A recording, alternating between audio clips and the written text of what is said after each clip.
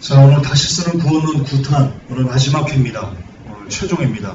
어제 노아도 최종회, 오늘 다시 쓰는 구원도 최종회네요. 다음 주부터는 제가 성막에 대해서 약속한 대로 제가 구원론 끝나면 성막한다고 그랬죠. 제가 성막에 대해서 하도록 하게 준비하겠습니다. 자, 오늘 다시 쓰는 구원론 9탄에서 특별히 이 칼빈주의 중에 마지막 성도의 견인에 대해서 여러분들에게 말씀드릴 겁니다. 여러분, 성도의 견인을 제가 이렇게 표현하고 싶습니다. 성도의 견인이란 루시퍼가 여러분들을 지옥으로 끌고 가기 위한 루시퍼의 지옥 견인이다. 저는 그렇게 단정지어서 말씀을 드리고 싶습니다. 김준선 너무 극단적인 거 아니니? 야, 한국교회 많은 신학자들과 전 세계적인 많은 신학자들이 성도의 견인이 성경적이라고 하는데, 김준서 니까지 그 뭔데? 목사 안수도 안 받고 니까지 전도사가 뭔데? 성도의 견인, 칼빈의 성도의 견인 교리를 감히 지옥 견인 교리라고 하니, 그렇게 말하시려면 말하셔도 됩니다. 말하셔도 됩니다. 그런 권위주의에 복종하시려면 그렇게 하셔도 됩니다. 이 설교를 듣지 않으셔도 됩니다. 그러나 저는 모든 여러분들이 느끼는 어떤 권위를 내려놓고요, 과연 성경이 무엇을 이야기하는지를 바라보셨으면 합니다. 저는 성경 외에 다른 것을 이야기하지 않겠습니다. 그러므로 젊은 놈이 말이야, 목사 안수도 안 받은 놈이 말이야, 그러지 마시고요. 정말 그런 모든 그 편견을 내려놓으시고요, 성경이 뭐라고 하는지만 집중해 보시기 바랍니다. 예수님 때도 그랬습니다. 예수님 때도. 감히 저를 예수님이 빗대는 게 아니고 예수님 때도 그랬습니다. 예수님이 아브라함이 나기 전에 내가 있었다고 그랬더니, 야, 네가 50도 못 대놓고 아주 이 건방지게 그렇게들 얘기했습니다. 네가 뭔데 그따구로 얘기하니, 그렇게 얘기를 했습니다. 그러나 그럼에도 불구하고 예수님의 말씀에 권세가 있었던 이유는 그분이 오직 말씀으로만 이야기했기 때문이라고 믿습니다. 마찬가지입니다. 제가 비록 나이도 어리고 목사 안수도 안 받고 그리고 혈기도 방장한 그런 사람이지만, 그럼에도 여러분들이 어떤 권위를 내려놓고 진짜 말씀에 기록된 것만 제가 얘기한다면, 똑같이 그 말씀 때문에, 말씀이 힘있기 때문에 감히 이 설교에 하나님께서 원하시는 뜻이 담겨지기를 원한다라는 마음으로 설교하겠습니다. 루시퍼의 지옥 견인, 다시 쓰는 구원론 9탄 최종입니다. 시작하겠습니다.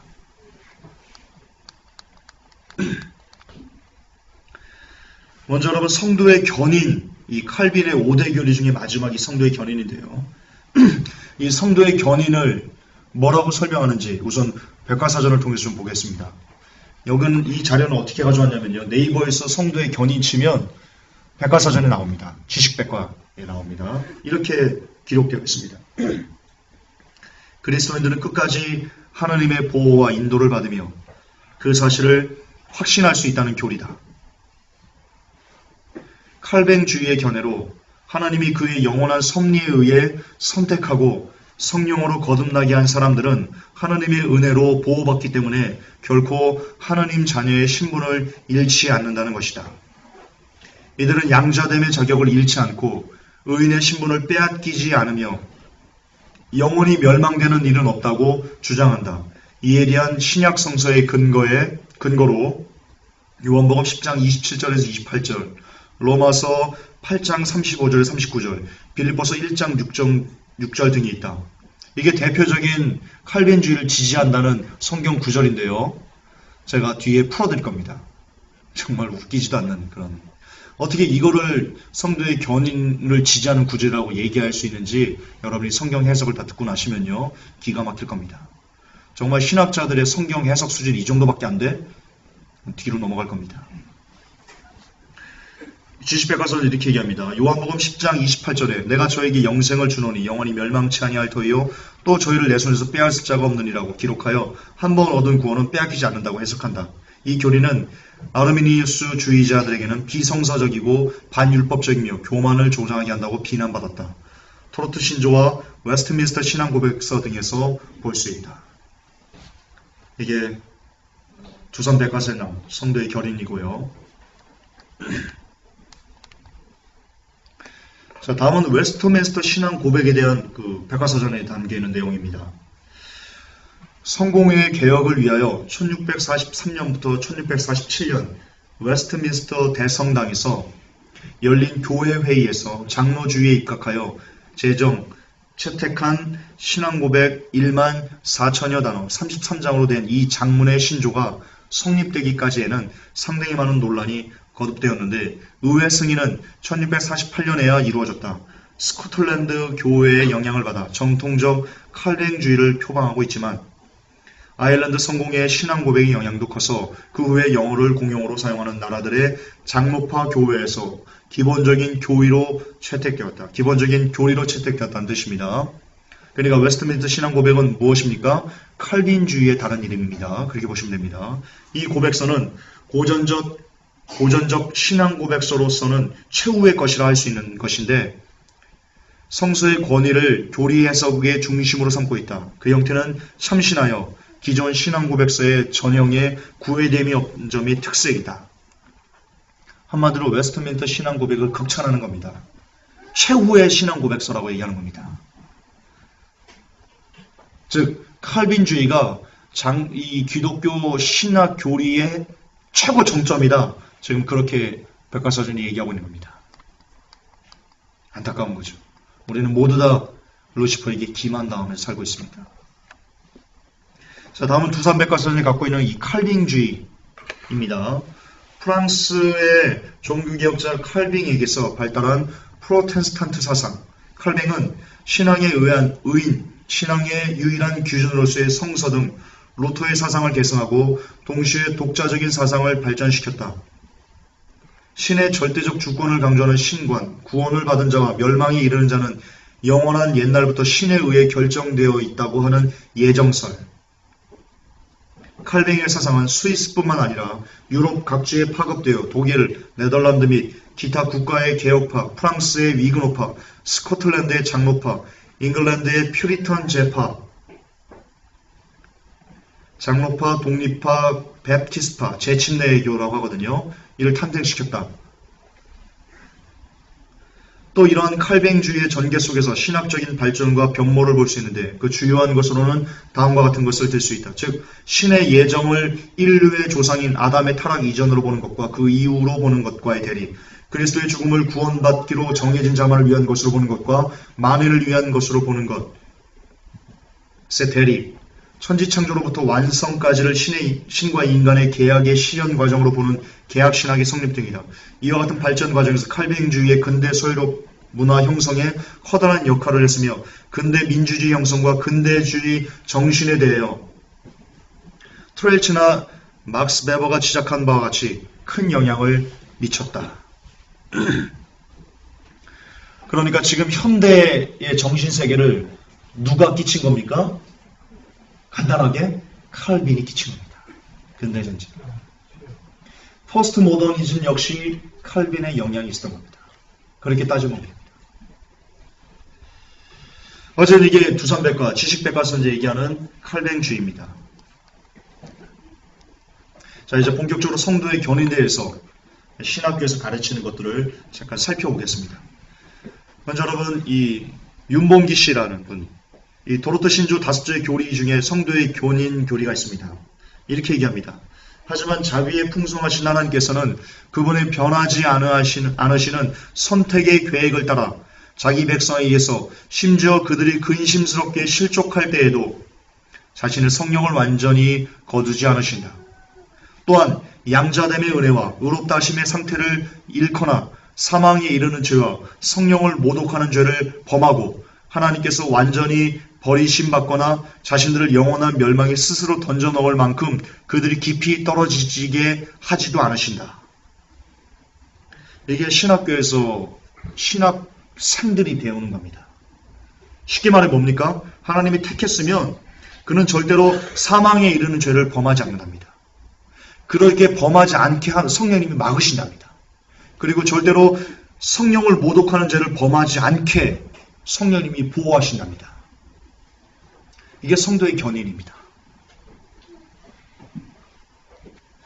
예를 들어서 여러분 중에 성령 회방죄를 지는 사람이 있거나 혹은 사망에 이르는 죄를 범하는 사람이 있다. 예를 들면 사망에 이르는 죄가 무엇인지 나중에 우리가 연구를 또 한번 해드리겠습니다. 어쨌든 그런 죄를 지었을 때 칼빈주의 이렇게 단정을 내립니다. 저 사람은 처음부터 구원받지 못한 사람이야. 자, 그렇게 따진다면, 칼빈주의의 견해로 따진다면요, 조영기 목사님은 처음부터 구원받지 못할 사람인 겁니다. 왜냐, 그분은 지금 성경을 지 마음대로 풀면서 현저히 왜곡해서 성령 해방죄를 지금도 물 마시듯이 짓고 있기 때문입니다. 4차원의 영성이라는 뉴에이지를 갖고 그것이 말씀인 것처럼 거짓으로 포장해서 성도들의 영혼을 지옥으로 보내는 성령 해방죄를 심각하게 범하고 있는 사람이기 때문입니다.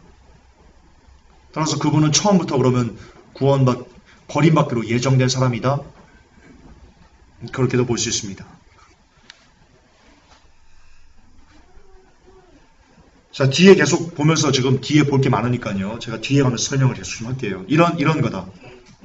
또 계속해서 나옵니다. 도로트 신조인데요. 인간은 실수하여 범죄함으로 마음속에 결심이 변한다 할지라도 하나님의 약속은 결코 변하거나 실패하지 않으며 그 약속이 취소되는 일이 없다. 성경은 뭐라고 얘기합니까? 우리가 하나님을 버려도 하나님 우리를 버리지 않는다. 이렇게 되어 있는 겁니다. 지금 이게. 성경은 뭐라고 합니까? 네가 나를 버렸은즉 나도 너를 버려. 그렇게 나옵니다. 그렇게 나옵니다. 성경에. 근데 얘네는 인간이 하나님을 버려도 하나님의 약속은 취소되지 않기 때문에 하나님은 인간을 버리지 않는다라고 얘기를 합니다. 반성경적입니다. 자, 한국교회에서 그렇게 신주단지 떠받들듯이 신봉하는 웨스트민스터 신조의 성도의 견인이 이렇게 게재되어 있습니다. 성도들은 사탄과 세상이 시험을 받으며 그들 안에 남아있는 부패에 굴하며 자기 보존의 방법들을 경시하기 때문에 중대한 죄에 빠지며 죄 안에 머무를 수 있습니다.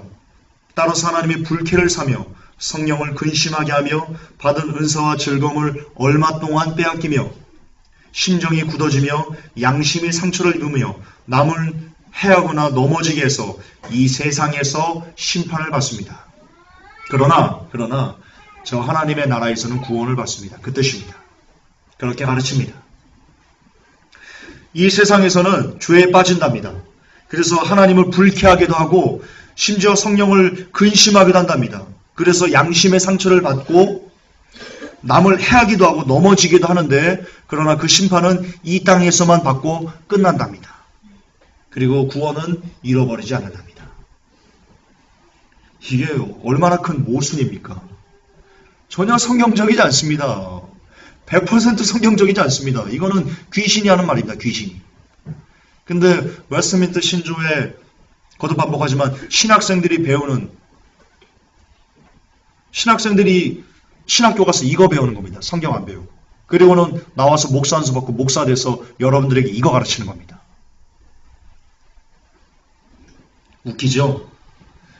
신학교 가서 성경을 안 배우고 이걸 배운다니까요. 웨스트민스터를. 그러면 여러분들에게 설교할 때 여러분들 죄를 지어도 그 죄가 여러분의 구원을 잃어버리게 하진 않습니다. 구원은 오직 믿음으로 얻는 거기 때문입니다. 지금 여러분이 짓는 죄는 하나님을 근심하게 합니다. 하나님을 불쾌하게 합니다. 그래서 이 세상에서는 여러분 심판을 받습니다. 그 심판이 어쩔 때는 여러분들이 가난하게 되는 걸로 나타날 수 있습니다. 어쩔 때는 여러분이 질병으로 나타날 수 있습니다.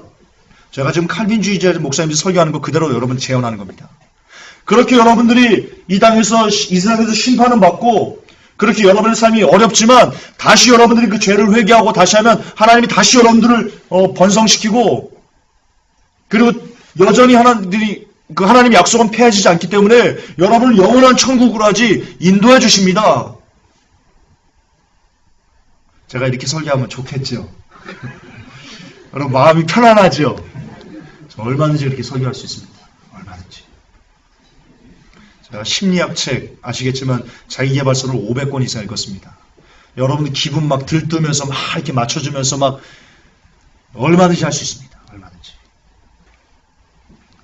다 쓰레기인데요. 다 쓰레기인데. 그렇게 합니다. 그렇게. 이게 어디 성경적입니까? 성경은 뭐라고 얘기합니까? 죄의 삭은 사망이다. 너무나 명확합니다. 죄 지으면 하나님이 불쾌를 사는 게 아니고요. 죄 지으면 하나님이 죽여버립니다. 그 사람을. 말도 안 되는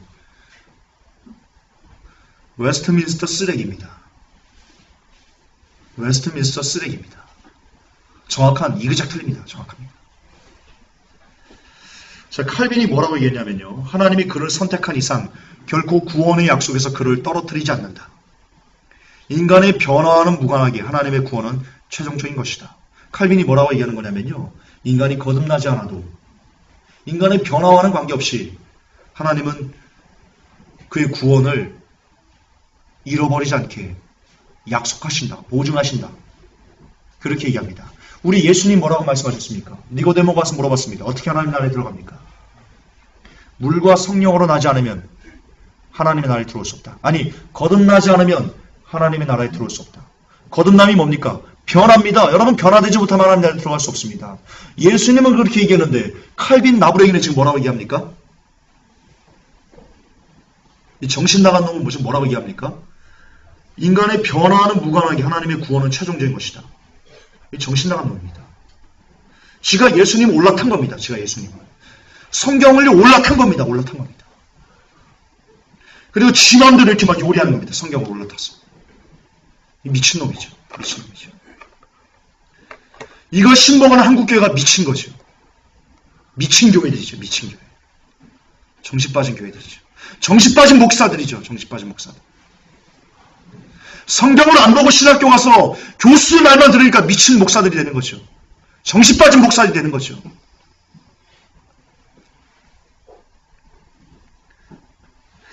사복음서만 10번 봐도요. 사복음서만 10번 봐도요. 사복음서 10번 보는데 얼마나 걸린 줄 알아요? 하루면 10번 다 봐요. 하루면 10번 다 봐요. 다른 거 아무것도 안 하고 24시간 동안. 그날 목도로 10번도 안 보니까 사복음서를. 신학교 교수들이 이따위로 얘기하는 인간의 변화는 무관하게 하나님의 구원은 잃어버리지 않는 최종적인 것이다. 이따위로 얘기하는데 그것을 아멘하고 자빠져 있고. 분명히 예수님은 거듭나지 않으면 천국에 갈 수 없다고 얘기했는데. 진짜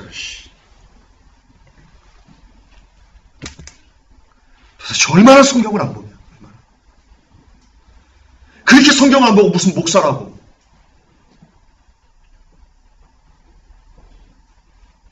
정말 화가 납니다. 자, 이제 좀 더 전문적으로 들어가겠습니다. 신학교에서 가르치는 견해입니다. 이건 여러분들 신학교 학생들이 지금 배우는 겁니다. 웨스트민스터 교리문답을 또 배웁니다. 지금 계속 반복하는 겁니다. 조금. 이렇게 교리문답이 이렇게 나와 있습니다. 참 신자들도 그들이 불완전하며 많은 유혹과 죄에 빠짐으로 말미암아 은혜의 자리에서 떨어져 나갈 수 있습니까? 여기에 답을 어떻게 말한 줄 압니까?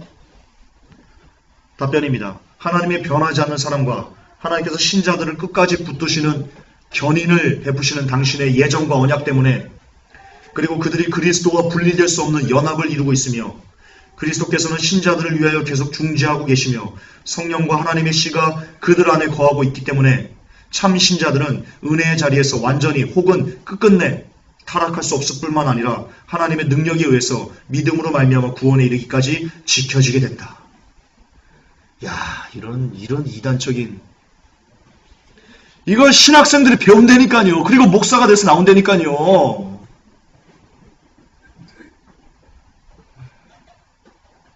이런 반기독교적인 사상을 배워서 나와서 목사가 된다니까요.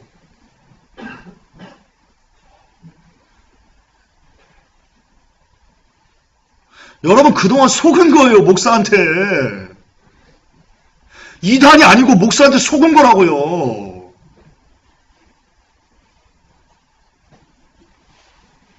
또 질문입니다. 모든 시대의 진실한 신자들이 현재 은혜 아래 있으며 그들이 장차 구원을 얻을 것이라는 사실이 언제나 확신됩니까? 웨스트민스터 신학 교리의 답변입니다. 은혜와 구원의 확신은 신앙의 본질에 속하는 것은 아니기 때문에 참된 신자들도 오랜 세월을 지나면서 점점 더 큰 구원의 확신을 얻게 된다. 그리고 이런 구원의 확신을 향유하게 되고 난 이후에도 여러 가지 구원에 대한 확신이 정욕, 죄, 시험, 배반으로 인하여 약화되거나 일시적으로 중단될 수도 있다. 그러나 그들은 결코 내버려둠을 당하지는 않는다. 왜냐하면 하나님의 영은 신자들이 완전한 절망에 빠지지 않도록 늘 같이 하시고 도우시기 때문이다. 그냥 아무것도 안 해도 됩니다. 신자는 한번 택함 받았으면요, 지금 죄를 지어도요 괜찮습니다. 괜찮습니다. 왜냐? 이 교리대로 하면요, 여러분이 지금 어떤 죄를 지어도요, 도박에 깊이 빠져 있건 맨날 프로 보면서 침을 질질 흘리건 전혀 관계없이요, 하나님이 절대로 여러분들을 영원한 절망에 빠지도록 하진 않아요. 여러분들이 교회 나와서, 이 칼빈주의 목사님들의 설교예요. 여러분들이 교회 나와서 신앙생활하고 찬양대하고 11조 내고 그런 교회 생활을 하고만 있으면 여러분이 신자들이기 때문에 여러분이 죄가 어떤 죄를 짓건 결코 여러분들은 멸망하지 않아요. 그렇게 설교해요. 실제로 그렇게 설교해요.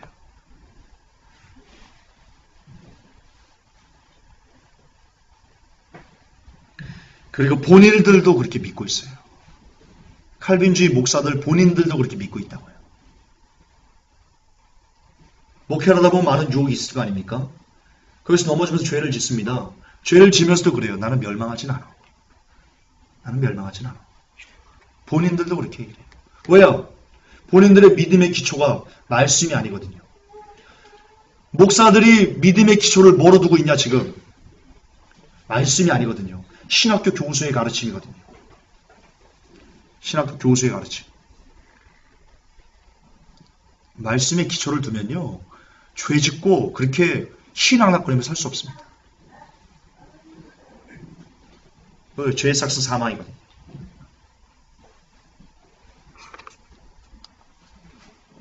웨스트민스터 17장 성도의 견인에 대해서 이렇게 얘기하고 있습니다. 하나님께서 자기의 사랑하는 독생자 안에서 용납해 주시고 그의 성령으로서 효과적으로 부르시고 또한 거룩하게 하신 자들은 은혜의 상태에서 전적으로 또는 최종적으로 타락될 일이 없으며 그들은 마지막 날까지 그 상태에서 꾸준히 인내하여 머물러 있게 되며 또한 영원히 구원받을 것이다.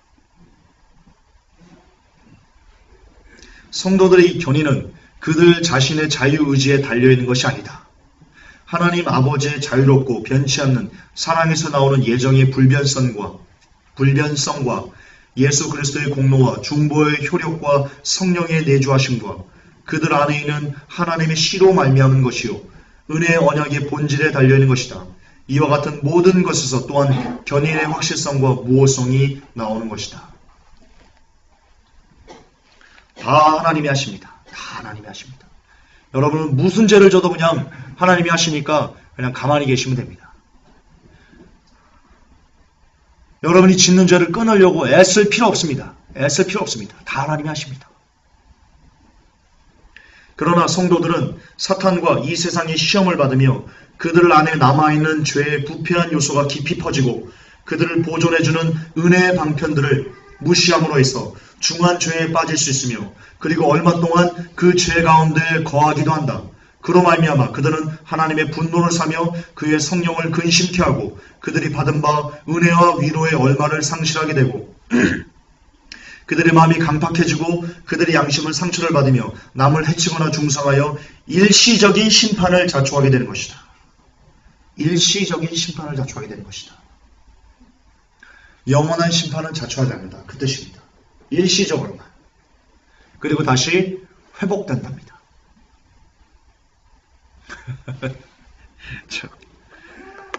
정말 어이가 없습니다. 신학을 하지 않아도요. 신학을 하지 않은 아주 연세가 많은 어르신이라고 할지라도요. 성경을 50독, 60독 이렇게 한 사람이 이 웨스터민스터 신앙, 이 성도의 견인 교리를 들으면요. 단박에 이런 반응이 나타날 겁니다. 뭐라고? 아니 중환죄에 빠졌는데 일시적인 심판만 자초한다고? 대번 그렇습니다. 대번. 그런데 목사들이 설교 시간에 이걸 읊어대면서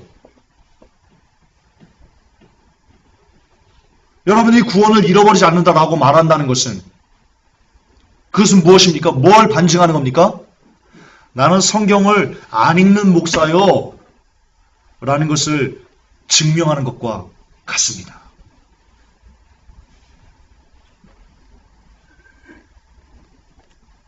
같습니다.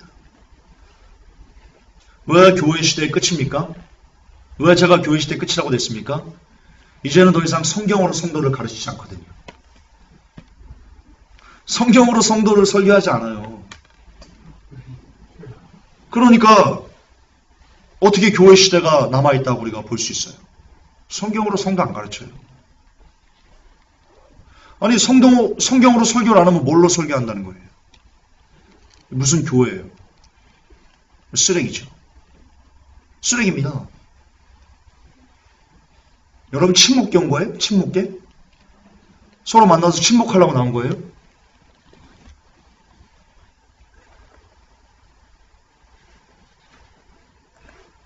주여, 이거 왜 이러니 얘? 갑자기. 버퍼링도 심합니까? 하하, 주여. 참.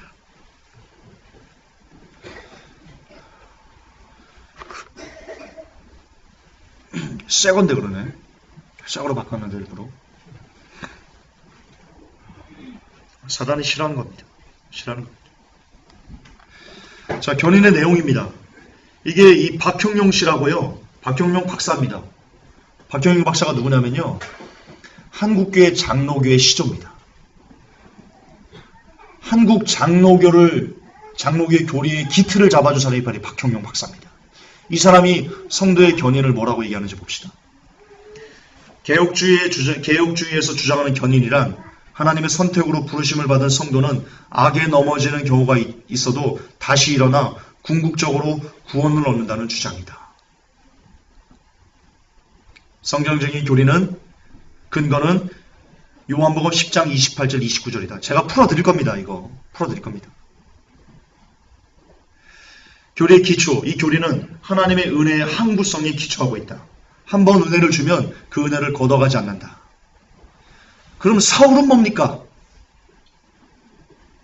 자, 지금 이 박형용 박사가 그럽니다. 한국교회 장로교회 교리의 기초를 다진 이 박형용 박사가 성도의 견인이 근거가 요한복음 10장 28절 29절이고 그리고 이 교리의 기초가 뭐냐면 하나님의 은혜의 항구성, 한 번 준 은혜를 영원히 걷어가지 않는, 영원히 변치 않는 거기에 두고 있다라고 합니다. 그러면 사울은 뭐냐 말입니까? 사울은 하나님의 은혜를 줬습니다. 이스라엘 초대왕을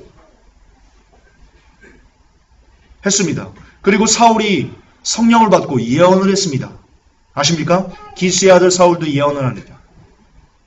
그런데 이가 하나님의 말씀에 불순종하고 지 마음대로 제 멋대로 하자 하나님께서 성령을 걷어가시고 그분의 불의신 악신을 역사하니라라고 성경은 기록하고 있습니다.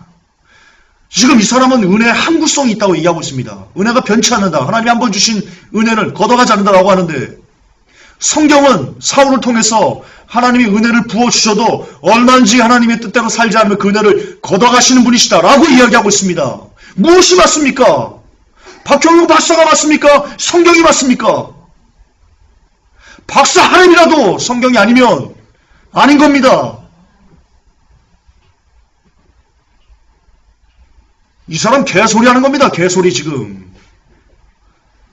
박사는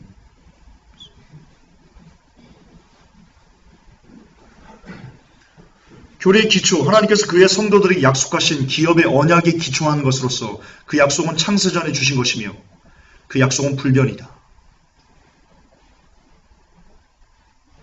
아, 참 미치겠습니다. 창세전에 성도들 견인하기로 하나님께서 변하지 않는 약속을 새기셨답니다. 그럼 이스라엘 백성 200만이 출애굽했는데 그 중에 90% 이상 다 죽었는데 처음부터 하나님 그들을 죽여버리시려고 애굽에서 이끌어내신 겁니까? 이스라엘 백성들이 뭐라고 원망합니까? 여호와가 우리를 죽이려고 이 광야에서 죽이려고 우리를 이끌어내신 거냐? 지금은 그 말이 그러면 이스라엘 백성들이 옳게 본 겁니까?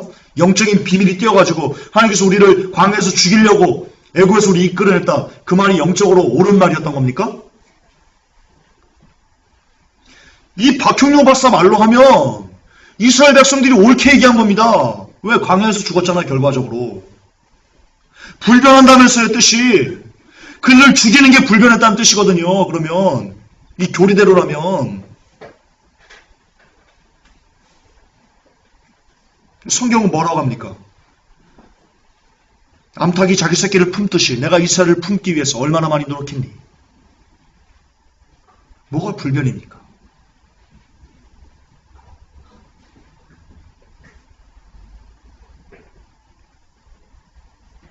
누가 이런 사람에게 박사학위를 준 겁니까? 누가 이런 사람에게?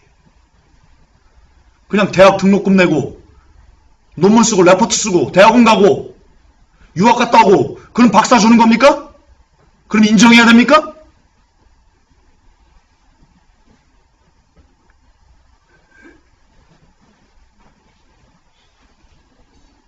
이게 박형룡 박사의 교회신학 5권 구원론이 나오는 겁니다. 이 사람입니다. 박형룡 박사.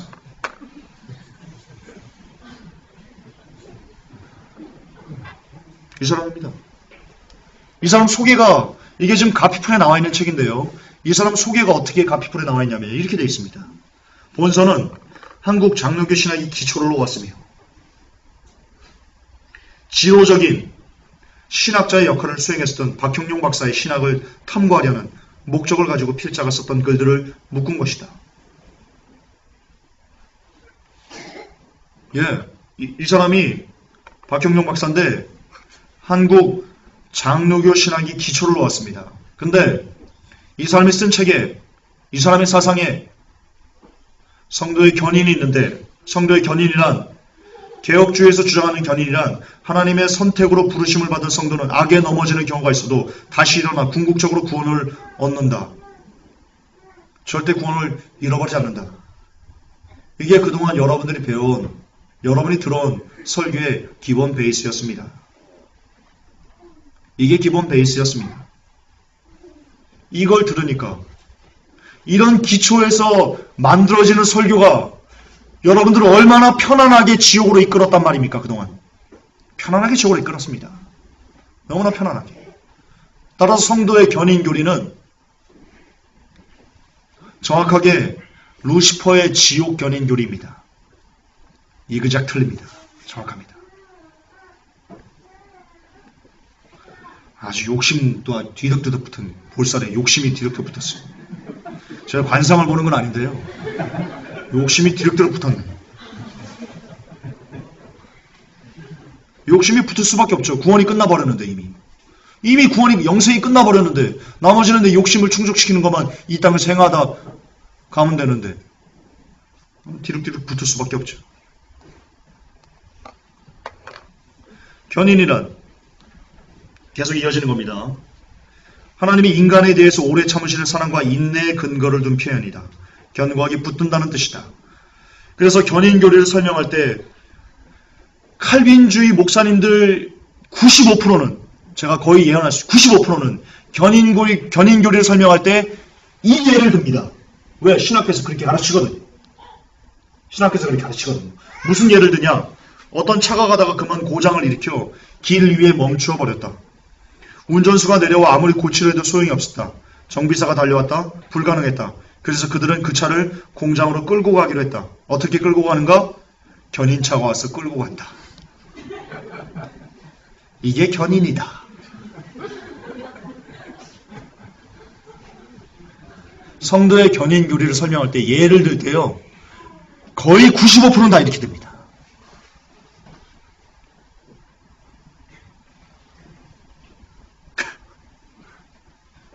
정말 어이없죠. 어이없는 겁니다.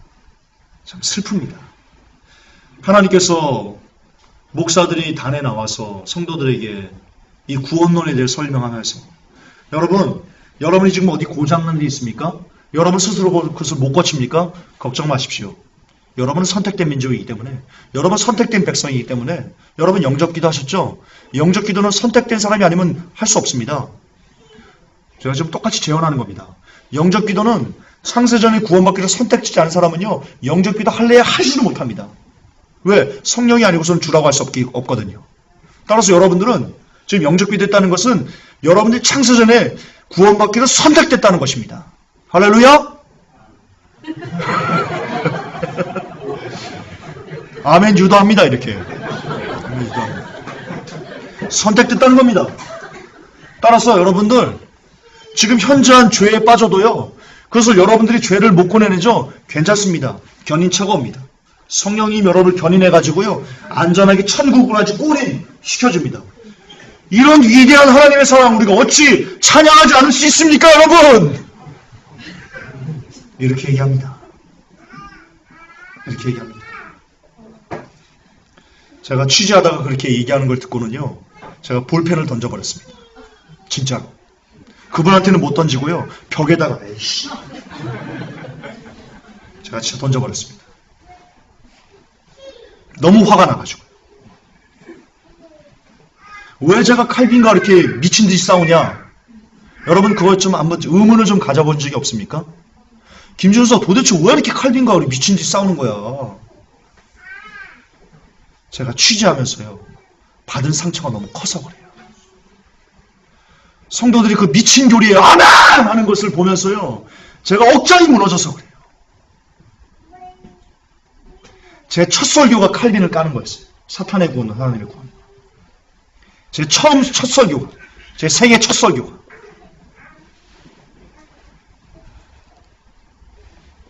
제가 너무나 많이 봤어요. 미친 짓들. 단체로 지옥잔치하고는 거룩한 예배당에서 단체로 이 목사라는 한 사람에 휘둘려가지고 지옥 가기 위해서 여러분 지옥 갑니다 라고 하는 건데, 제가 뒤에서 들으니까 취재하면서 그거를 아멘! 하고 있는 사람들에게 제가 억장이 무너져가지고,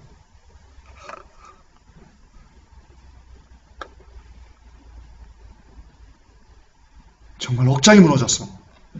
제가 칼빈과 싸우는 거예요.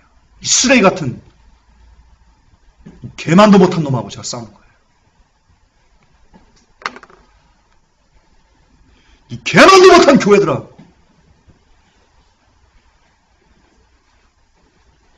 미친 거예요, 미친 거예요. 신학이, 신앙을 죽이고 있어요. 그러므로 지금 마지막 때예요. 그러므로 지금 마지막 때예요. 주님이 오실 수밖에 없어요.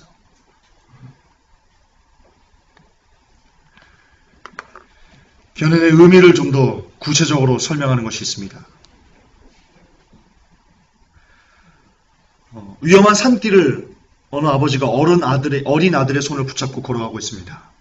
앞에 벼랑이 나타났습니다. 동시에 아버지는 아이의 손을 꼭 잡습니다. 앞에 짐승이 나타났습니다. 아버지는 더욱 손에 힘을 줍니다. 그리고는 아이를 뒤편에 세웁니다. 위험이 사라질 때까지는. 어둠이 옵니다. 지척을 분간할 수가 없습니다.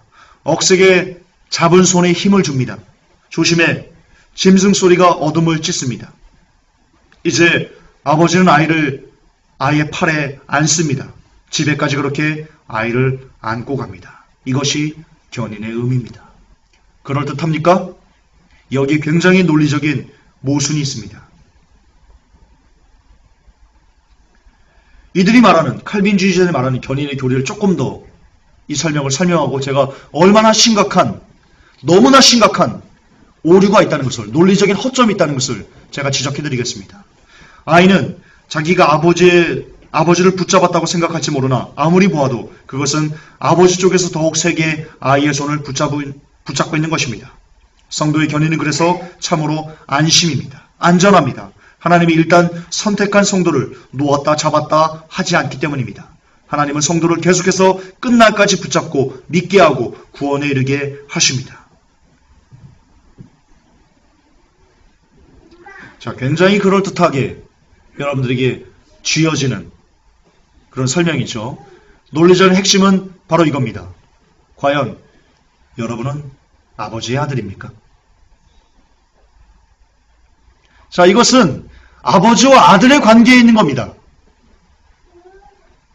여러분이 아들이 되지 않으면 하나님은 여러분을 보호하지 않습니다. 무슨 뜻인지 압니까? 그래요. 아버지는 아들을 그렇게 보호합니다. 그러나 먼저 아들이 돼야죠. 아들이 뭐라고 그랬습니까? 예수님께서 내 말을 듣고 내 말을 지키는 자가 내 형제요, 자매요, 부모다. 그렇게 말씀하셨습니다. 그게 먼저라는 겁니다. 여러분이 하나님의 말씀을 듣고 하나님의 말씀을 지켜가기 위해서 애를 쓰는가? 애통하는가? 여러분이 하나님의 말씀을 못 지키는 것 때문에 우는가? 날마다 죄를 짓지 않는 것 때문에 하나님 죄를 짓지 말라고 하는데 죄 삭스 사망이라고 하는데 내가 그런 삶을 살지 않냐고 열매 맺기 위해서 내가 애통하면서 울고 사는가? 그런 사람만 아들이기 때문에 그런 사람만 하나님이 보호하십니다. 그런데 오늘날 한국교회는 열매 맺는 것과는 전혀 상관없이 그냥 교회만 나오면 11조만 하면 예배만 드리면 아들이다. 그러므로 하나님이 아버지나 하나님께서 너희들의 손을 놓지 않는다 라고 가르치는데 크나큰 논리적인 허점이 있습니다. 아들이십니까 진짜? 진짜 자녀입니까? 진짜 자녀라면 아버지를 닮아야죠. 아버지를 닮아야 아들이죠. 어떤 부자가 있었습니다. 아들이 태어났는데 아들이 전혀 자기랑 닮지 않았습니다. 그런데 이 아버지가요. 정말 아들이 나랑 닮기를 원해서 아들이 닮은 구석을 찾다 보니까 발가락이 닮았습니다. 그래서 외쳤답니다. 내 아들이 내 발가락과 닮았어. 내 아들이야. 여러분 거기서요. 저는 아버지의 마음을 느낍니다. 아버지는요. 자녀가 나를 닮기를 원합니다. 하나님도 마찬가지입니다. 하나님이 포르노 보든가요? 하나님이 세상에 취해서 희낙락거리든가요? 하나님이 밑장 빼기 하네. 너 천사 너 그러든가요? 하나님이 경마장 가가지고 야 달려! 야 1번 날! 그러든가요? 근데 여러분 하나님의 자녀라면서 교회 나온 여러분들 하나님의 자녀라면서 어쩜 그렇게 세상을 좋아하십니까? 그리고 어떻게 내가 하나님의 자녀라고 이야기할 수 있습니까? 따라서 견인은 아들들에게만, 자녀들에게만 주어지는 특권입니다. 물론 그렇다고 제가 지금 견인교리가 옳다고 얘기하는 건 아닙니다.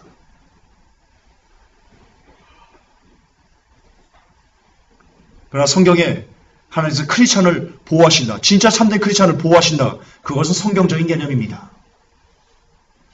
그러나 거듭반복하지만 문제는 너무나 많은 목사님들이 그저 교회만 오면 영적 기도만 하면 하나님의 자녀가 됐다라고 선포한다는데 그리고 이 견인교리를 거기다 끼워 맞춘다는데 문제가 있습니다. 그것이 우리를 슬프게 합니다. 그것이 우리를 너무나 아프게 합니다. 뒤에 어디까지 우리를 아프게 하는지 제가 실례를 보여드릴 겁니다. 인터넷에 공개된 견인에 대한 교리입니다. 한국 컴퓨터 선교에서 제공하고 있는데요. 팔머가 이렇게 얘기합니다. 한 번 구원받으면 계속해서 구원받는다. 여러분, 한 번 선택된 자는 결코 망하지 않는다는 성경의 원리를 가장 뜨겁게 받아들인 자가 누구라고요? 어거스틴이었습니다. 성도의 견인 교리는 어디서 나온 거예요? 어거스틴에서 나온 겁니다. 어거스틴이 누굽니까? 바로 오늘날 성경을 변질시킨 바로 그 로마 가톨릭의 창시자입니다. 모든 음료와 가증한 것들이 어미인 그 어미를 만든 그 대역죄인 그가 바로 어거스틴입니다. 그 교리를 한국교회가 신봉하고 있는 겁니다. 음료의 교리를 한국교회가 신봉하고 있는 겁니다. 미친 겁니다. 미친 겁니다. 전통이란 명목으로 대역죄인의 사상을 그대로 전통이란 미명하에 발전, 계승, 부흥하고 있습니다. 한국교회는 미친 겁니다. 한국교회는 미친 교회입니다. 감히 얘기합니다. 저는 뭐 2단이니 3단이니 개쓰레기라고 욕해야 됩니다. 아무리 저를 2단이라고 욕해도 변하지 않는 한 가지는 당신들은 이 성도의 견인교리를 지지하는 당신들은 미친 사람들입니다. 지옥에 갈 것입니다. 반드시 갈 것입니다. 성경을 왜곡해서 전하고 성경을 왜곡해서 믿고 천국에 갈 사람은 아무도 없기 때문입니다. 아무도 없기 때문입니다. 구라파에 탕화했던 그가 완전 타락에서 무조건 선택되어 특별한 속죄를 받고 거절할 수조차 없는 은혜를 누린 후 그의 참회록에서 누누이 외치는 고백이었다. 그렇다. 일단 성도로 부름을 받은 자는 성령께 붙잡힌 바 되어 기필코 천국에 안착되고야 만다. 이런 원칙을 우리는 성도의 견인 그리고 궁극적 구원이라고 부른다. 이게 지금 인터넷상에 공개적으로 게재되어 있는 성도의 견인 교리입니다. 한국교회가 신주단지 떠받듯이 떠받드는 그런 성도의 견인입니다. 자, 견인교리를 지지한다는 성경 구절에 여기에 똑같이 나와 있는 겁니다. 여기 한국 컴퓨터 선교에서 제공하는 그 자료에 견인교리를 지지하는 구절들이 이거랍니다. 성경 구절들이 히브리서 6장 18절, 계시록 1장 14절, 19장 12절, 이사야 4장 4절, 신명기 1장 13절, 출애굽기 13장 21절, 시편 23편. 도대체 제가 다 찾아봤습니다. 말이 안 됩니다. 여러분 직접 보십시오. 히브리서 6장 18절부터 20절. 이는 하나님이 거짓말하실 수 없는 이 두 가지 변치 못할 사실을 인하여 앞에 있는 소망을 얻으려고 피하여 가는 우리로 큰 안위를 받게 하려 하심이라. 우리가 이 소망이 있는 것은 영혼의 닷 같아서 튼튼하고 견고하여 휘장 안에 들어가나니. 그리로 가서 앞서 가신 예수께서 멜기세덱의 반처를 쫓아 영원히 대제사장이 되어 우리를 위하여 들어가셨느니라. 이게 견인교리입니까? 이게 어떻게 한 번 구원 영원한 구원하고 매치가 됩니까? 도대체 이런 끼워맞추기도 이런 끼워맞추기가 어디 있습니까?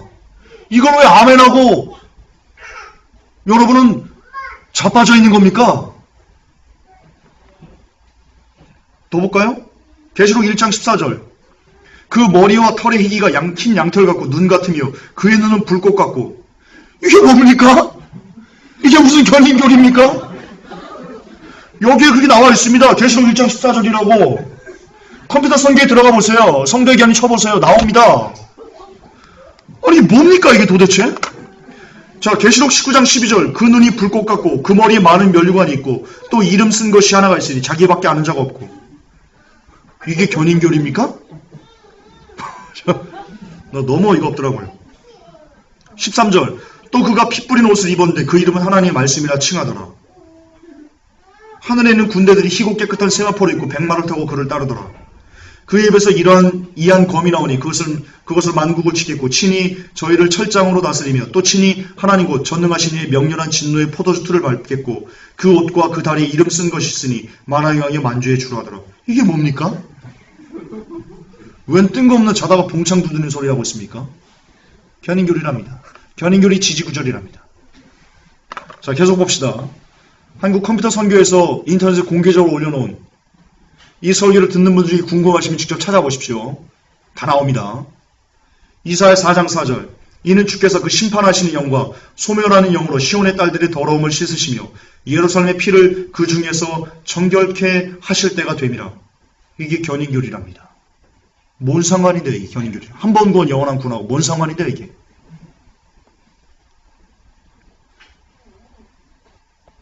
신명기 1장 33절. 그는 너희 앞서 행하시며 장막 칠 곳을 찾으시고 밤에는 불로 낮에는 구름으로 너희의 행할 길을 지시하신 자니라.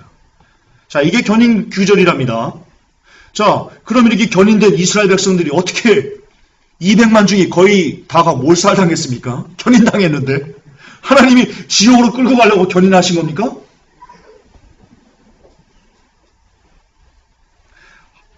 신명기 1장 33절에서 이게 지금 광야 생활하는 이스라엘 백성들을 지금 얘기하는 거잖아요. 밤에는 불기둥으로 낮에는 구름기로 인도하셨다. 이게 견인구절이래요. 견인구절. 한 번 구원 영원한 구원을 잊어버리지 않는 그것을 증명하는 구절이래요. 그러면 직접적으로 이렇게 불기둥으로 구름기둥으로 인도함을 받은 이스라엘 백성들은 왜 다 천멸했다는 말이에요. 미친 거예요 이게?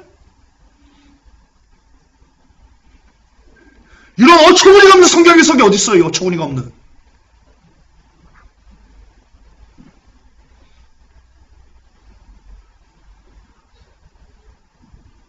아니 신학생들 니들은 뭐 하는 거니 도대체? 교수들이 이렇게 어처구니없는 걸 얘기하면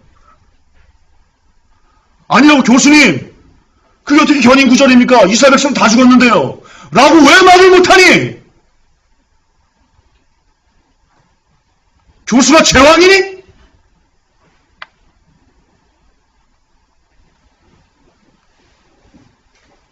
아 진짜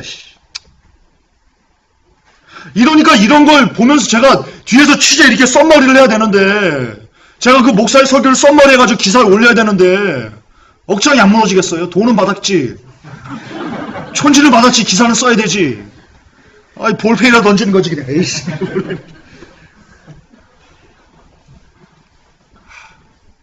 제가 교계신문 기자를 그래서 안 하는 거예요.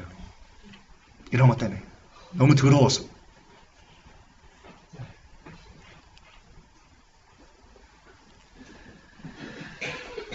예, 이런 구절들이 도대체 어떻게 한 번 구원받은 성도들의 구원을 절대로 잃어버리지 않게 한다는 그런 견인을 지지하는 구절들이란 말입니까? 정말 자다가 봉창도 두드리는 참 이것이 과연 성경 신학자들의 성경 수준이란 말입니까? 이게 지금 여러분들을 설교하는 목사들의 성경적인 신학 수준입니다. 이게 진실입니다. 목회자들의.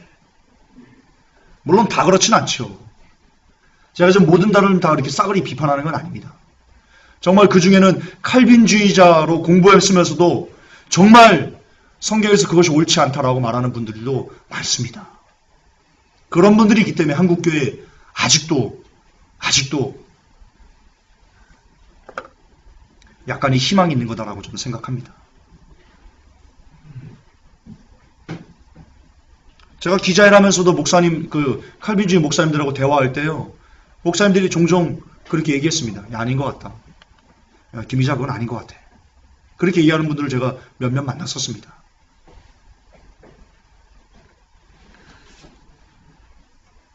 정말 참담하지 않을 수 없습니다. 자, 이제 드디어 오늘 하이라이트입니다. 견인교회를 지지한다는 대표 구절 세 가지를 여러분들에게 보여드릴 겁니다. 먼저 요한복음 10장 28절 내가 저에게 영생을 주노니 영원히 멸망치 아니할 터이요 또 저희를 내 손에서 빼앗을 자가 없느니라. 저희를 주신 내 아버지는 만유보다 크심에 아무도 아버지 손에서 빼앗을 수 없느니라.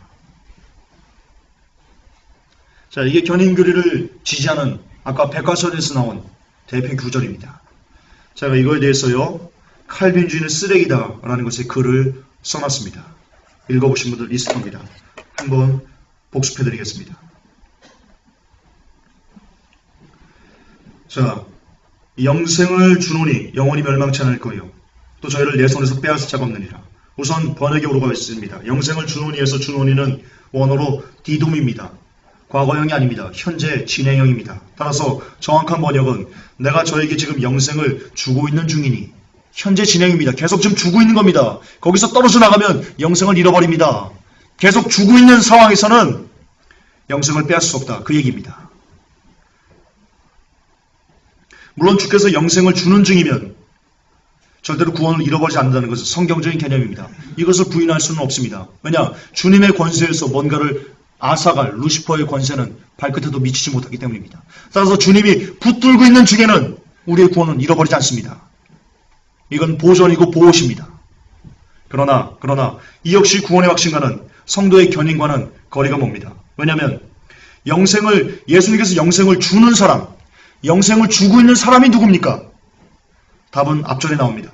요한복음 10장 27절에 내 양들은 내 음성을 들으며 나는 그들을 알고 그들은 나를 따른다.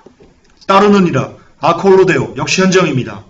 이처럼 그분의 음성을 듣고 그분의 명령들을 멈추지 않고 계속해서 행해가는 사람들, 그런 사람들은 하나님께서 계속해서 붙드신다. 그러나 만약 그분의 명령 음성을 듣지도 않고 혹은 그분의 음성을 듣고도 그분을 따라가지 않으면 그분의 양이 아니기 때문에 예수님은 그들을 붙들지 않는다. 그 뜻입니다. 그 뜻이라고요.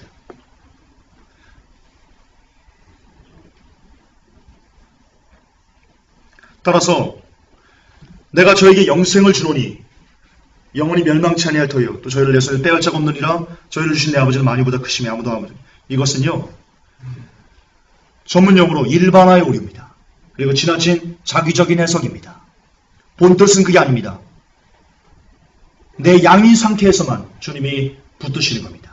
그리고 내 양은 열매를 맺는 사람을 얘기합니다. 지금도 꾸준히 열매를 맺어가는 사람이 그분의 양입니다. 그런 사람은 지금도 살면서 여러분이 꾸준히 열매를 맺어가는 그 사람이 그 증거가 있는 사람들은 여러분 구원 잃어버리지 않습니다. 그거는 성경적인 개념입니다. 그러나 여러분의 열매가 없다면, 여러분의 삶이 열매가 없다면 지금 여러분들은 두려워하셔야 됩니다. 여러분은 주님의 양이 아니기 때문입니다. 얼마든지 어느 순간에도 여러분은 한순간에 훅 멸망할 수 있기 때문입니다. 또한 열매가 있더라도 지금은 열매를 맺지 못한다면 역시 여러분은 두려워하셔야 됩니다. 그러므로 사도 바울이 얘기합니다. 두렵고 떨림으로 너희의 구원을 이루라. 사도 바울의 말씀은 구원론에 대해서 백미입니다. 백미. 두렵고 떨림으로 구원을 이루라. 따라서 견인교리를 지지하는 대표 구절 첫 번째가 아주 박살이 납니다. 자, 두 번째 구절입니다. 견인교리를 지지하는 대표 구절 두 번째 로마서 8장입니다. 누가 우리를 그리스도의 사랑에서 끊으리요? 환난이나 곤고나 핍박이나 기근이나 적신이나 위험이나 칼이랴. 기록된 바 우리가 종일 주를 위하여 죽임을 당케 되며 도살할 양같이 여김을 받았나이다 함과 같으니라.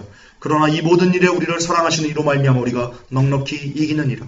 내가 확신하느니 사망이나 생명이나 천사이나 권세자이나 현재일이나 장래일이나 능력이나 높음이나 기쁨이나 다른 아무 피조물이라도 우리를 우리 주 그리스도 예수 안에 있는 하나님의 사랑에서 끊을 수 없으리라. 제가 로마서 강의할 때, 서론할 때 여러분에게 드린 말씀입니다. 오늘 다시 한번 리바이벌 해드리겠습니다. 여기서 핵심이 누구냐? 누가 우리를 그리스도의 사랑에서 끊을 수 없는 겁니다. 우리가 누굽니까? 교회 오는 사람입니까? 11조 하는 사람입니까? 성가대입니까? 찬양단입니까? 목사입니까? 장로입니까? 권사입니까? 우리가 누굽니까? 우리가 여기 나옵니다. 로마서 8장에 나옵니다. 8절 육신에 있는 자들은 하나님이 기쁘게 할 수 없느니라. 즉 우리는 육신에 있지 않는 사람들을 얘기합니다. 우리가 누굽니까? 너희가 육신대로 살면 반드시 죽을 것이니 영으로서 몸의 행실을 죽이면 살리니. 우리가 누굽니까? 하나님의 사랑에서 끊어낼 수 없는 우리가 누굽니까? 영으로서 성령으로 몸의 행실을 죽여가는 사람을 얘기합니다. 열매 맺는 사람을 얘기합니다. 17절에 자녀이면 또한 후사 곧 하나님의 후사여 그리스도와 함께하는 후사니 우리가 그와 함께 영광을 받기 위하여 고난도 함께 받아야 될 것이다. 우리가 누굽니까? 하나님의 사랑에서 끊을 수 없는 우리가 누굽니까? 그리스도의 이름을 내서 고난받는 사람들을 얘기하는 겁니다. 그리스도의 이름에서 고난받는 것을 즐거워하는 사람들을 얘기하는 겁니다. 23절에 이뿐 아니라 또한 우리 곧 성령의 처음에 익은 열매를 받은 우리까지도 속으로 탄식하여 양자될 것 곧 우리 몸의 구속을 기다리니. 우리가 누굽니까? 지금 고난과 슬픔과 좌절과 고생의 떡을 먹으면서도 몸의 구속을, 영혼의 구원을 소망하는 사람들, 그 소망을 갖고 예수 그리스도의 이름 때문에 고난받기를 즐거워하는 사람들이 우리들입니다. 그들은 그리스도의 사랑에서 끊을 수 없는 겁니다. 그러나 한국교회는 우리가 누구라고 얘기합니까? 그냥 교회만 나오면, 예배만 드리면, 11조하면 우리라고 싹박한 거짓말을 해대고 있습니다. 우리는 정확하게 이 땅에서 예수 그리스도의 이름을 갖고 열매를 맺어가는 사람을 얘기하는 겁니다. 그런 사람은 구원을 잃어버리지 않습니다. 그래서 성경적입니다. 세 번째입니다. 견인교리를 지지하는 대표 구절 세 번째 빌립보서 1장 6절입니다. 너희 속에 착한 일을 시작하신 이가 그리스도 예수의 날까지 이루실 줄을 우리가 확신하노라. 여러분 이 한 구절만 보면, 이 한 구절만 딱 떼서 보면 이 사람들이 잘하는 게 바로 이겁니다. 한 구절만 딱 떼서 보기, 다른 거 보지 않기, 다른 거 못 보게 하기. 성도들이 6절만 봐, 6절만. 어디 5절을 보려고 해, 7절을 왜 봐, 6절만 봐. 이 사람들이 잘하는 겁니다. 아주 거지 같은 겁니다. 6절만 딱 보면요, 그리스도의 날까지 이루실 것 같다, 확신한다, 이렇게 이해가 됩니다. 그러나 빌립보서 1장 전체를 보면 의미가 완전히 달라집니다. 완전히 달라집니다. 우선 여러분 여기서 6절에서 그리스도의 날까지 그 일을 이루실 것을, 바로 그것을 확신한다 라고 했어요. 이 확신하다가요, 페이도라는 단어입니다. 페이도. 원어로. 이 페이도는요, 결과적인 단어입니다. 결과적인 단어. 그러니까 뭔가를 경험하지 않고도, 이 사도 바울이 뭔가를 경험하지 않고도 너희 속에 착한 일을 시작하신, 빌립보 교인들 너희 속에 착한 일을 시작하신 그 성령께서 예수 그리스도 날까지 지키실 것을 내가 확신해. 성도의 견이냐? 이런 게 아니고요. 너희들 빌립보 교인들의 어떤 삶을 내가 보고 그것을 보았더니, 야, 너희들 하나님께서 너희들을 끝까지 은혜를 걷어가지 않을 것이라고 내가 이해가 된다. 믿어진다. 그 뜻입니다. 자, 제가 전체적으로 풀어드릴게요. 거듭한 바가 페이도는 결과적인 단어입니다. 예를 들어서 무엇을 받기에 또는 경험했기에 결과적으로 내가 그것 때문에 어떤 결과적으로 믿음이 간다, 확신이 든다, 설득이 된다 라는 단어가 바로 이 페이도입니다. 따라서 페이도는 어떤 결과가 없으면요, 절대로 나올 수가 없는 단어입니다. 막연히 상상 속에서 믿어지는 단어가 아니라요, 뭔가를 보면서 얻어지는, 이해되는 그런 인사이트가 주어지는 겁니다. 따라서 무조건적인 확신이 아니다. 그러므로 바울이 왜 빌립보 교인들에게 예수 그리스도의 지속적인 은혜가 그들에게 주어질 것을 확신했는지 또는 믿음이 갔는지, 왜냐하면 이 페이도가 믿음이 가다라는 단어 뜻도 있거든요. 확신하다 이런 뜻만 있는 게 아니고, 왜 바울이 빌립보 교인들을 보면서 확신했는지 또는 믿음이 갔는지 답은 7절에 나옵니다. 내가 너희 모두에 대해 이같이 생각하는 것이 너희들의 하나님께서 예수 그리스도께서 너희들이 은혜를 걷어가지 않을 것이다. 이유입니다. 그렇게 믿는 이유입니다. 내가 너희 모두에 대해 이같이 생각하는 것이 합당하니. 이는 왜냐하면 너희가 내 마음속에 있기 때문이라. 나의 결박당한 일과 복음을 변화하고 확증하는 일에서 너희는 다 나의 은혜에 참여한 자들입니다. 여기서 여러분 은혜가요, 카리스입니다. 카리스. 은혜라는 뜻도 있는데요, 호의적이다라는 뜻이 있습니다. 따라서 이 빌립보 교인들은요, 이 바울이 결박당하는 일, 복음을 변하고 확증하는 일에 굉장히 호의적으로 같이 동참했던 사람들을 얘기하는 겁니다. 참여하는 자, 쉰코이노노스, 공동 참여자라는 뜻입니다.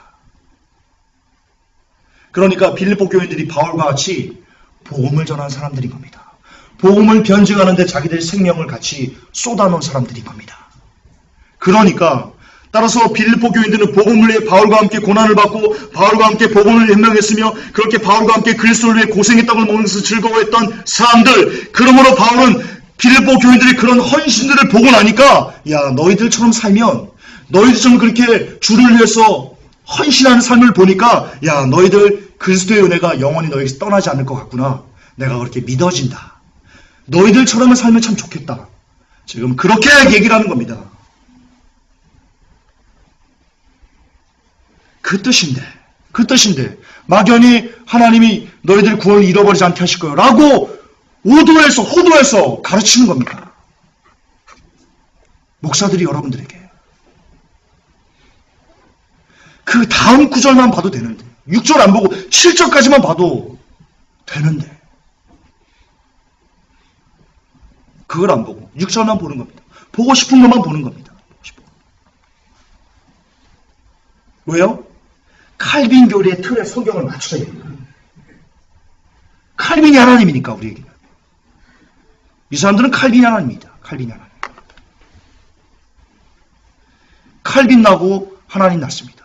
태초에 칼빈이 천지를 창조하시랍니다. 얘네들은. 이 사람들은. 정말입니다. 과장 아닙니다. 칼빈주의자들에게는 성경이 없습니다. 하나님이 없습니다. 예수님이 없습니다. 루시퍼가 있습니다. 이처럼 성경은 견인교리를 지지하지 않습니다. 보시듯 신학자들이 견인교리를 지지한다며 주장하는 성경 구절들은 모두 다 지나친 일반화의 오류, 문맥무시, 뜻무시, 완전 지 마음대로 자기적인 끼워 맞추기 해석입니다. 예정론이라는 틀에 성경을 억지로 밀어넣는 쓰레기 해석입니다. 전부 다 그렇습니다. 모두 그렇습니다.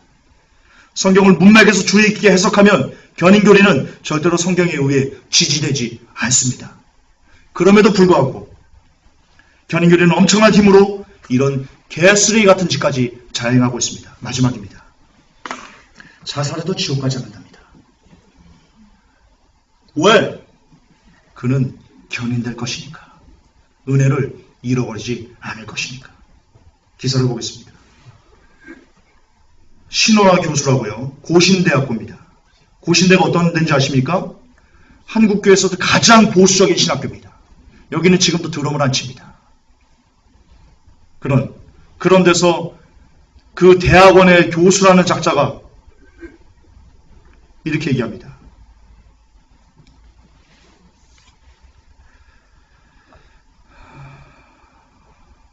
일단 빨간 걸로 좀 보겠습니다. 신 교수는 종교개혁 이후 개신교는 교회법이나 교리문답을 통해 자살에 대한 공적 입장을 거의 가르치지 않았다며 종교개혁자 마틴 루터는 자살에 대해 그의 편지와 대화편에서 언급한 바 있는데 자살자들은 자기 의지가 아니라 사탄의 힘에 사로잡혀 목숨을 끊은 것이라고 생각했고 그래서 자살이 영원한 저주에 이르게 하는 죄가 아니라고 말했다고 밝혔다.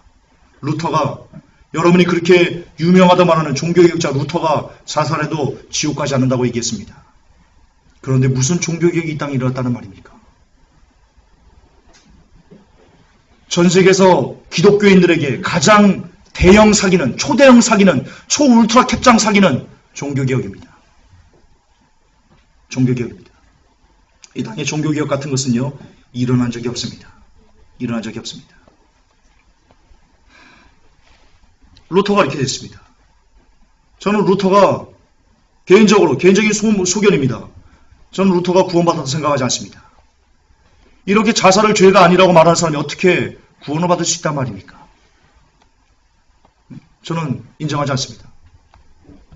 예전에는 인정을 했었습니다. 예전에 루터가 그래도 좀 좋은 신학자였고 칼빈이 그것을 보고 이 종교개혁이 일어나니까 들불처럼 일어나니까 그것을 막으려고 사탄이 칼빈을 썼다 그렇게 생각했는데요. 아닙니다. 저도 속았다고 생각합니다. 처음부터 종교개혁 따위는 이 땅에 일어난 적이 없었습니다. 저는 그렇게 생각합니다. 그거 아니라도 저 이단이라고 하는 사람 많으니까요. 괜찮습니다. 여기 하나 좀 추가된다고요. 간에 기별도 안 합니다. 그래서 자살이 영원한 저주에 이르게 하는 죄가 아니라고 말했다고 밝혔다. 또 신 교수는 칼빈 역시 자살을 구원과 연결시켜 정죄하지 않았다고 설명했다. 칼빈도 자살해도 구원을 잃어버리지 않는다고 얘기했습니다.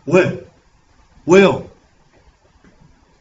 선택됐잖아. 은혜가 어떻게 떨어져? 행위로 구원받는 거 아닌데. 자, 이 사람들 논리대로라면요. 살인해도 그 사람 구원받습니다. 왜냐? 지금 자살이 사탄의 힘에 사로잡혀서 스스로 목숨을 끊었기 때문에 자기의 죄가 아니라고 지금 얘기하지 않습니까? 그렇다면 살인은 자기 힘으로 한 겁니까? 사탄에게 쓰임을 살인하는 겁니다. 그럼 그 사람도 자기 의지로 한 게 아니니까 살인해도 구원받겠네요? 그 논리가 똑같이 적용됩니다. 아니면 반론하십시오. 아니면. 이런 논리 때문에 정동수 목사가 그 그리스도 예수 안의 출판사를 쓴 킹제임스를 번역한 정동수 목사가 이런 교리 때문에 이렇게 얘기하는 겁니다. 자녀가 진짜 더러워서 말도 하기 싫은데요. 부모님이랑 성관계를 해도 휴거된답니다. 미친 개소리 하는 겁니다. 정동수 목사가 그렇게 얘기했습니다. 목사가 아니죠. 정동수 아저씨죠. 그렇게 얘기했습니다. 이것 때문에 그러는 겁니다. 이것 때문에.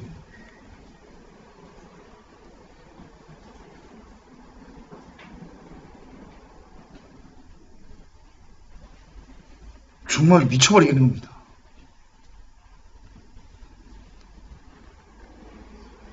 신 교수는 전통적으로 개혁교회는 하나님의 영원한 작정에 따라 택자와 유기자를 정했다는 예정교리와 구원으로 택함을 받은 성도는 결코 그 구원을 잃어버리지 않는다는 성도의 견인교리를 견지해왔다며 이러한 견인교리에 비춰볼 때 사망이나 생명이나 환난이나 위험이나 칼과 마찬가지로 등 말씀처럼 자살이라고 하더라도 결코 택한 자를 그리스도의 사랑에서 떨어지게 할 수 없다고 교리적으로 판단할 수 있다고 했다. 즉 자살이 하나님의 자비와 주권에서 나오는 기쁘신 선택의 작정을 변경할 수 없고 또 그리스도의 공로와 죄의 효력을 무효화시키는 힘이 없다는 것이다. 아까 제가 이 사람이 지금 사망이나 생명이나 환난이나 그것을 예로 들었죠. 그 우리가 누구라는지 설명 들었죠. 아니 자살한 사람이 우리예요? 그리스도를 위해서 고난받기를 즐거워하는 사람이에요? 아니죠. 우리가 아니에요. 우리가 아니라고요. 로마서 8장에 나오는 우리가 아니라고 이 사람 지금 잘못 인용하고 있는 거예요. 이 교수가. 개소리하고 있는 거예요, 지금. 그러면서 영혼을 지옥으로 보내고 있는 거예요. 이거 글 보면 어떡하겠어요? 지금 삶이 어려운 어떤 성도가 있어요. 삶이 힘들어요. 에이씨, 죽어버리자며. 지옥 안 간다는데. 지금 영혼을 지옥으로 이끌고 있는 거예요, 이 사람이. 이 신교수라는 분이. 아, 개쓰레기예요. 개쓰레기. 완전.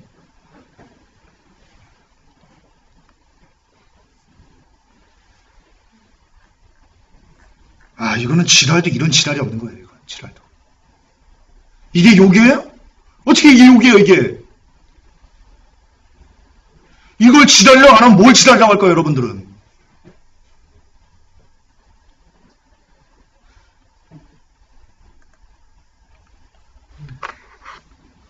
이게 칼빈주의 열매예요. 그동안 여러분 회복교회가 그렇게 싸웠던 칼빈주의 열매가 바로 이거라고요. 자살해도 여러분 자살해도 지옥 가지 않는데 술, 담배 정도는 죄의 축에 끼겠어요? 포르노 정도는 죄의 축에 끼겠냐고요.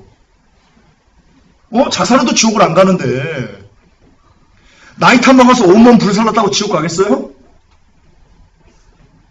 안 가는 거예요. 그러니까 이찬수 목사가 교회에다가 흡연실을 설치하겠다고 그러는 거예요. 그러니까. 이 정도니까. 이게 결론이에요. 이게 결론이에요.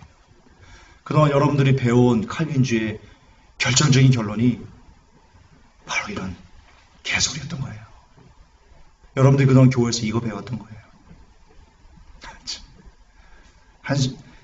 헛웃음 나오죠? 헛웃음 나와요. 진짜. 있을 수가 없는 거예요. 결론입니다. 칼빈의 5대 교리, 전적 타락, 무조건적 선택, 제한적 속죄, 정할 수 없는 은혜, 성도의 견인을 모두 받습니다. 특히 이들이 자신들의 교리가 맞다며 제시한 성경 구절 중 대표적인 내용들을 그동안 변증해 왔습니다. 9번에 걸쳐 변증을 해왔습니다. 결과는 여러분들이 익히 경험하셨듯이 거짓말과 오류가 거의 100%입니다.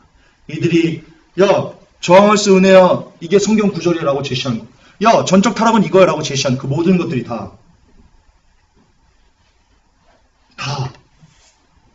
1%도 맞는 게 없었다라는 것을 그동안 9번에 걸쳐서 제가 변증을 해드렸습니다.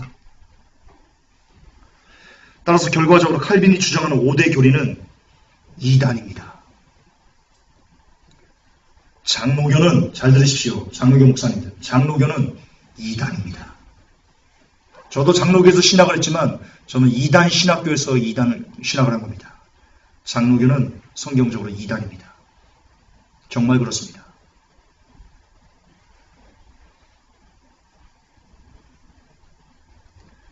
그것은 성경을 대적해 영혼을 지옥으로 보내는 루시퍼의 5대 교리였습니다. 칼빈의 5대 교리는 영혼을 천국으로 보내는 5대 교리가 아니라 영혼을 지옥으로 보내는 지옥의 5대 교리였던 것입니다.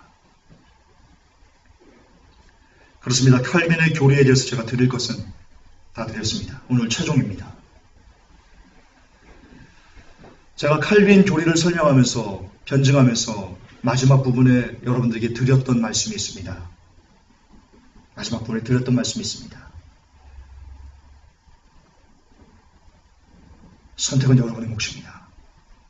그리고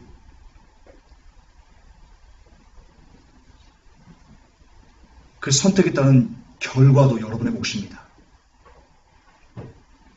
제가 지금까지 9번에 걸쳐서 설교했던 것들이 성경에서 벗어난 것들이 없다고 여러분들이 인정하신다면 이제는 칼빈을 버리셔야 됩니다. 한 번 구원, 영원한 구원 같은 것을 여러분들이 언제든지 열매 맺지 못하면 버림을 당할 수 있다는 것을 가슴에 새기셔야 됩니다.